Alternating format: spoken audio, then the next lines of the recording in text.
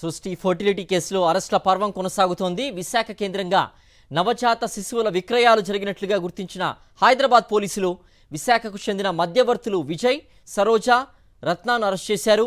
దీంతో సృష్టి కేసులో ఇప్పటివరకు విశాఖకు చెందిన 6 అరెస్ట్ అయ్యారు. విచారణ జరుగుతున్న కొద్దీ విశాఖ నుంచి మరింత మంది అరెస్ట్ అయ్యే అవకాశం ఉన్నట్టుగా తెలుస్తోంది. మరింత సమాచారం మా ప్రతినిధి నరేష్ అందిస్తారు. నరేష్, యొక్క అరెస్టుల పర్వం సృష్టి ఫర్టిలిటీ సెంటర్కి సంబంధించి ఇంకా జరిగే అవకాశం ఉన్నట్టుగా తెలుస్తోంది. ఇంకా ఎలాంటి నేరాలు గుర్తించారు అధికారులు? పూర్తి అప్డేట్స్ ఏంటి?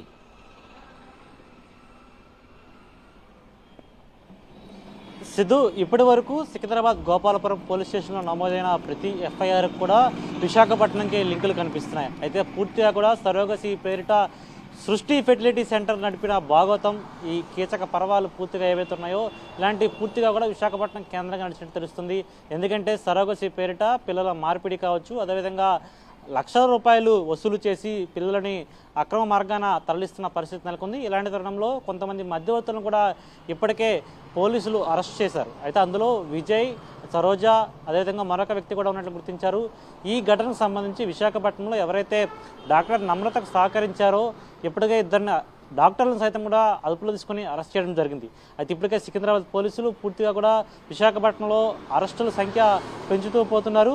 అయితే మరీ ముఖ్యంగా విశాఖ కేంద్రంగానే ఈ సరోగసి పేరిట సృష్టి ఫెర్టిలిటీ సెంటర్ అనేక సరోగసి పేరిట మోసాలు జరిపినట్టుగా కూడా గుర్తించారు. వీరికి ఎవరెవరు సహకరించారో వారిని కూడా అదుపులో తీసుకుంటున్నారు.